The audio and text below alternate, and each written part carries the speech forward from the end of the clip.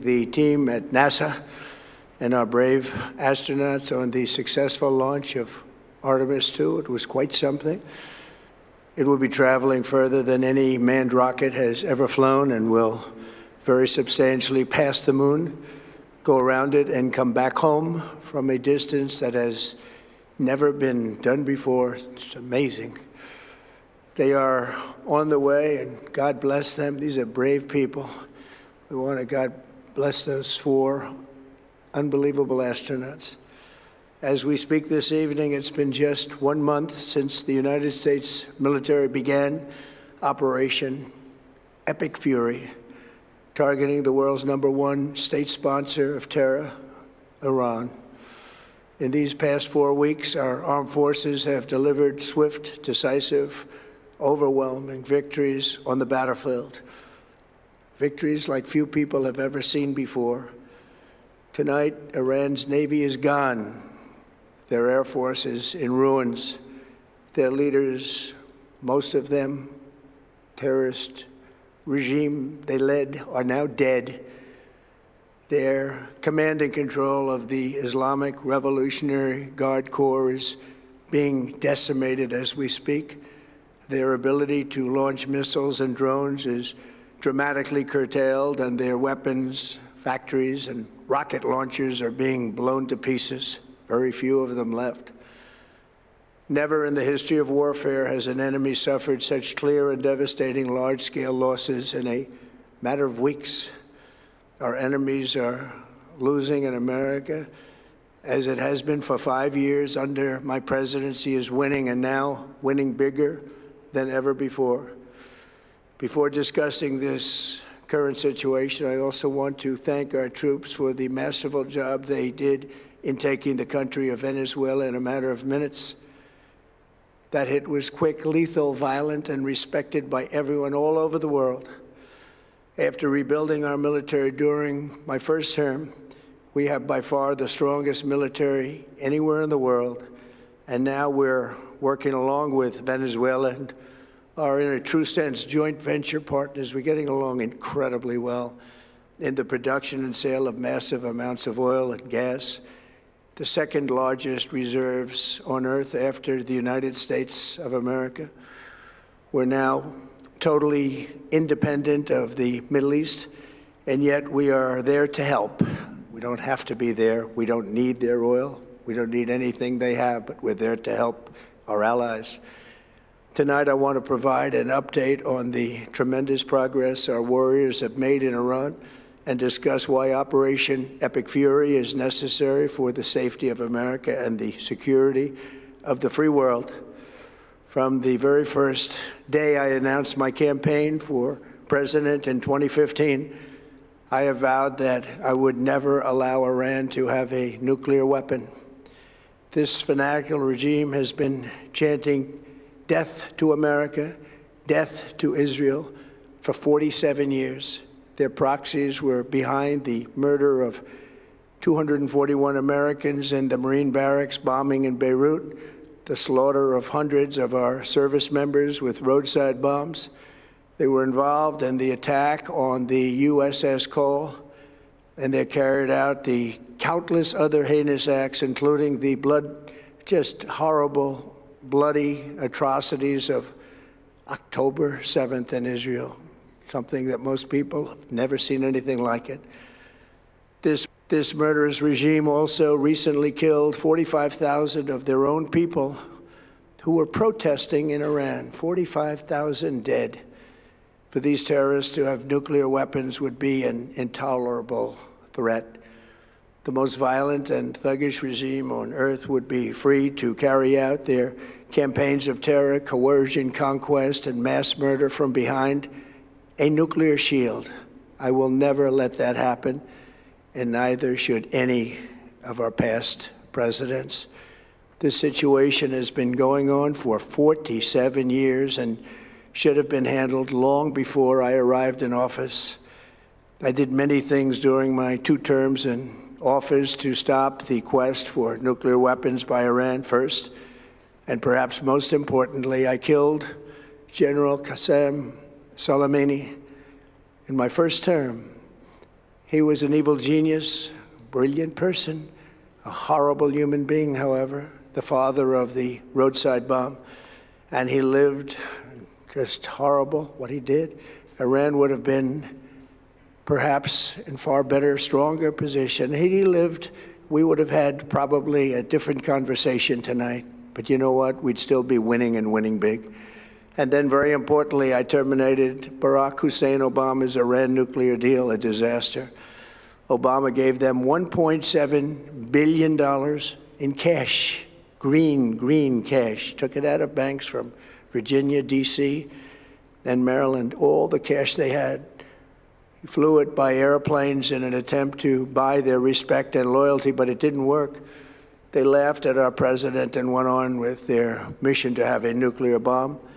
His Iran deal would have led to a colossal arsenal of massive nuclear weapons for Iran, and they would have had them years ago, and they would have used them. It would have been a different world. There would have been no Middle East and no Israel right now, in my opinion, the opinion of a lot of great experts, had I not terminated that terrible deal. And I was so honored to do it. I was so proud to do it. It was so bad right from the beginning. Essentially, I did what no other president was willing to do. They made mistakes, and I am correcting them. My first preference was always the path of diplomacy, yet the regime continued their relentless quest for nuclear weapons and rejected every attempt at an agreement.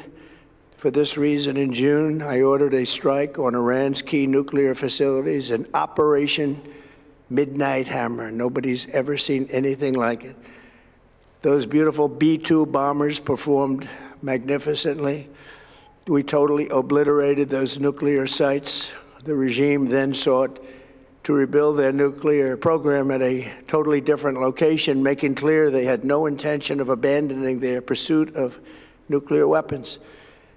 They were also rapidly building a vast stockpile of conventional ballistic missiles and would soon have had missiles that could reach the American homeland, Europe, and virtually any other place on Earth. Iran's strategy was so obvious. They wanted to produce as many missiles as possible, and they did, with the longest range possible, and they had some weapons that nobody believed they had. We just learned that out. We took them out. We took them all out so that no one would really dare stop them. And their race for a nuclear bomb, a nuclear weapon like nobody's ever seen before. They were right at the doorstep. For years, everyone has said that Iran cannot have nuclear weapons, but in the end, those are just words if you're not willing to take action when the time comes. As I stated in my announcement of Operation Epic Fury, our objectives are very simple and clear. We are systematically dismantling the regime's ability to threaten America or project power outside of their borders. That means eliminating Iran's Navy, which is now absolutely destroyed, hurting their Air Force and their missile program at levels never seen before, and annihilating their defense industrial base. We've done all of it. Their Navy is gone, their Air Force is gone, their missiles are just about used up or beaten. Taken together, these actions will cripple Iran military, crush their ability to support terrorist proxies, and deny them the ability to build a nuclear bomb.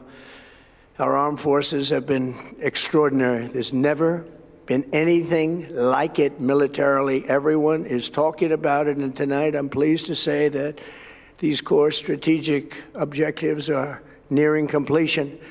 As we celebrate this progress, we think especially of the 13 American warriors who have laid down their lives in this fight to prevent our children from ever having to face a nuclear Iran. Twice this past month, I have traveled to Dover Air Force Base, and it's been something. I wanted to be with those heroes as they return to American soil, and I was with them and their families, their parents, their wives, their husbands.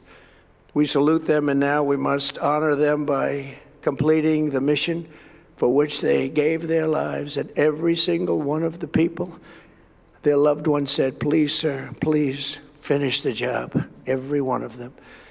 And we are going to finish the job, and we're going to finish it very fast. We're getting very close. I want to thank our allies in the Middle East, Israel, Saudi Arabia, Qatar, the UAE, Kuwait, and Bahrain. They've been great, and we will not let them get hurt or fail in any way, shape, or form. Many Americans have been concerned to see the recent rise in gasoline prices here at home. This short-term increase has been entirely the result of the Iranian regime launching deranged terror attacks against commercial oil tankers in neighboring countries that have nothing to do with the conflict. This is yet more proof that Iran can never be trusted with nuclear weapons. They will use them, and they will use them quickly. It would lead to decades of extortion, economic pain, and instability worse than we can ever imagine. The United States has never been better prepared economically to confront this threat. You all know that. We built the strongest economy in history. We're going through it right now, the strongest in history. In 1 year, we've taken a dead and crippled country. I hate to say that, but we were a dead and crippled country after the last administration and made it the hottest country anywhere in the world by far, with no inflation, record-setting investments coming into the United States, over $18 trillion, and the highest stock market ever, with 53 all-time record highs in just 1 year. It all positioned us to get rid of a cancer that has long simmered. It's known as the nuclear Iran, and they didn't know what was coming. They've never imagined it.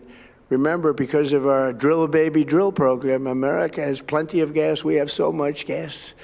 Under my leadership, we are #1 producer of oil and gas on the planet, without even discussing the millions of barrels that we're getting from Venezuela. Because of the Trump administration's policies, we produce more oil and gas than Saudi Arabia and Russia combined. Think of that, Saudi Arabia and Russia combined. And that number will soon be substantially higher than that. There's no country like us anywhere in the world, and we're in great shape for the future. The United States imports almost no oil through the Hormuz Strait and won't be taking any in the future. We don't need it. We haven't needed it, and we don't need it. We've beaten and completely decimated Iran. They are decimated, both militarily and economically and in every other way. And the countries of the world that do receive oil through the Hormuz Strait must take care of that passage. They must cherish it. They must grab it and cherish it. They can do it easily. We will be helpful, but they should take the lead in protecting the oil that they so desperately depend on. So to those countries that can't get fuel, many of which refuse to get involved in the decapitation of Iran, we had to do it ourselves. I have a suggestion. #1, buy oil from the United States of America. We have plenty. We have so much. And #2, build up some delayed courage. Should have done it before. Should have done it with us, as we asked. Go to the Strait and just take it, protect it, use it for yourselves. Iran has been essentially decimated, done, so it should be easy. And in any event, when this conflict is over, the Strait will open up naturally. It'll just open up naturally. They're going to want to be able to sell oil because that's all they have to try and rebuild. It will resume the flowing, and the gas prices will rapidly come back down. Stock prices will rapidly go back up. They haven't come down very much, frankly. They came down a little bit, but they've had some very good days over the last couple of days. We've done actually much better than I thought, but we had to take that little journey to Iran to get rid of this horrible threat. With our historic tax cuts, where people are just now talking about receiving larger refunds than they ever thought possible, they are getting so much more money than they thought. That's from the great big beautiful bill. Our economy is strong and improving by the day, and it will soon be roaring back like never before. It will top the levels that it was a month ago. I've made clear from the beginning of Operation Epic Fury that we will continue until our objectives are fully achieved. Thanks to the progress we've made, I can say tonight that we are on track to complete all of America's military objectives shortly, very shortly. We're going to hit them extremely hard over the next 2 to 3 weeks. We're going to bring them back to the Stone Ages where they belong. In the meantime, discussions are ongoing. Regime change was not our goal. We never said regime change, but regime change has occurred because of all of their original leaders' death. They're all dead. The new group is less radical and much more reasonable. Yet if during this period of time no deal is made, we have our eyes on key targets. If there is no deal, we are going to hit each and every one of their electric generating plants very hard and probably simultaneously. We have not hit their oil, even though that's the easiest target of all, because it would not give them even a small chance of survival or rebuilding. But we could hit it, and it would be gone, and there's not a thing they could do about it. They have no anti-aircraft equipment. Their radar is 100% annihilated. We are unstoppable as a military force. The nuclear sites that we obliterated with the B-2 bombers have been hit so hard that it would take months to get near the nuclear dust, and we have it under intense satellite surveillance and control. If we see them make a move, even a move for it, we'll hit them with missiles very hard again. We have all the cards, they have none. It's very important that we keep this conflict in perspective. American involvement in World War I lasted 1 year, 7 months, and 5 days. World War II lasted for 3 years, 8 months, and 25 days. The Korean War lasted for 3 years, 1 month, and 2 days. The Vietnam War lasted for 19 years, 5 months, and 29 days. Iraq went on for 8 years, 8 months, and 28 days. We are in this military operation, so powerful, so brilliant, against one of the most powerful countries for 32 days. And the country has been eviscerated and essentially is really no longer a threat. They were the bully of the Middle East, but they're the bully no longer. This is a true investment in your children and your grandchildren's future. The whole world is watching, and they can't leave the power, strength, and brilliance. They just can't believe what they're seeing. They leave it to your imagination, but they can't believe what they're seeing, the brilliance of the United States military. Tonight, every American can look forward to a day when we are finally free from the wickedness of Iranian aggression and the specter of nuclear blackmail. Because of the actions we have taken, we are on the cusp of ending Iran's sinister threat to America and the world. And I'll tell you, the world is watching. And when we do, when it's all over, the United States will be safer, stronger, more prosperous, and greater than it has ever been before. May God bless the men and women of the United States Armed Forces, and may God bless the United States of America. Thank you very much and good night. अमेरिकी सदर Donald Trump कौम से खिताब कर रहे थे और Iran जंग के हवाले से तफसीली तौर पर गुफ्तगू की गई। ईरान के खिलाफ तमाम अहदाफ हासिल होने तक जंग जारी रहेगी। उनकी जानिब से कहा गया, डील ना हुई तो ईरान के लिए नताइज ख़तरनाक होंगे। ईरान में रजीम चेंज हमारा मकसद नहीं था। हम बहुत जल्द तमाम फौजी अहदाफ हासिल कर लेंगे। ईरान के पास एटम बम होता तो मशरिक़ वस्ता और इसराइल ना होते। ईरान जंग के बुनियादी अहदाफ तकरीबन मुकम्मल हो चुके हैं। ट्रंप की जानिब से कहा गया, अमेरिका अपना हुर्मत से तेल दरामद नहीं करता। हम खलीजी ममालिक पर हमलों की इजाज़त नहीं देंगे। हम ईरान के खिलाफ जंग जीतने के करीब हैं। 13 अमरीकी फ़ौजी ईरान के खिलाफ जंग में मारे गए। सदर ट्रंप की जानिब से कहा गया, ईरान के प्रॉक्सीज को सपोर्ट करने की सलाहियत ख़त्म कर दी गई है। ईरान न्यूक्लियर हथियार बनाने के बहुत करीब था। गुफ्तगू की गई, कहा कि पिछले सदूर की गलतियाँ दुरुस्त कर रहा हूँ। बिल्कुल एक अहम तरीन खिताब इसे तस्वर किया जा रहा था। अमरीकी सदर डोनाल्ड ट्रंप ने कौम से ये खिताब किया। अमरीकी फ़ौज ने ईरान के खिलाफ शानदार फतह हासिल की। सदर ट्रंप ने ऐसा कहा, ईरान की फ़ज़ाई और नेवी को तबाह कर दिया है। अमरीकी सदर की जानिब से ये भी कहा गया, ईरान की मिसाइल तनसीबात को तबाह कर दिया गया। ईरान को बड़े पैमाने पर नुकसान पहुंचाया है। ईरान को न्यूक्लियर हथियार हासिल करने की इजाज़त कभी नहीं देंगे। पहले सदाती दौर में जनरल कासिम सुलेमानी को कत्ल किया। बराक ओबामा की ईरान से डील तबाहकुन थी। उन्होंने ऐसा कहा, पिछले सुदूर की गलतियां मैं दुरुस्त कर रहा हूं, सदर ट्रंप ने ऐसा कहा। ईरान न्यूक्लियर हथियार बनाने के बहुत करीब था। ईरान की प्रॉक्सीज को सपोर्ट करने की सलाहियत खत्म कर दी है। 13 अमेरिकी फौजी ईरान के खिलाफ जंग में मारे गए। हम ईरान के खिलाफ जंग जीतने के करीब हैं। हम खलीजी ममालिक पर हमलों की इजाजत नहीं देंगे। अमेरिका अपना हुर्मत से तेल दरामद नहीं करता। ईरान जंग के बुनियादी अहदाफ तकरीबन मुकम्मल हो चुके हैं। ईरान के पास एटम बम होता तो मशरिक़ी वुस्ता और इसराइल न होते। हम बहुत जल्द तमाम फौजी अहदाफ हासिल कर लेंगे। अमेरिकी सदर ने कौम से खिताब किया और इस कौम से खिताब में उन्होंने ऐसा कहा। जी बिल्कुल, उन्होंने बताया है कि ईरान के खिलाफ तमाम अहदाफ हासिल होने तक जंग जारी रहेगी। इससे पहले उन्होंने जिक्र किया कि किस मुल्क के खिलाफ जंग कितने अरसे तक जारी रही।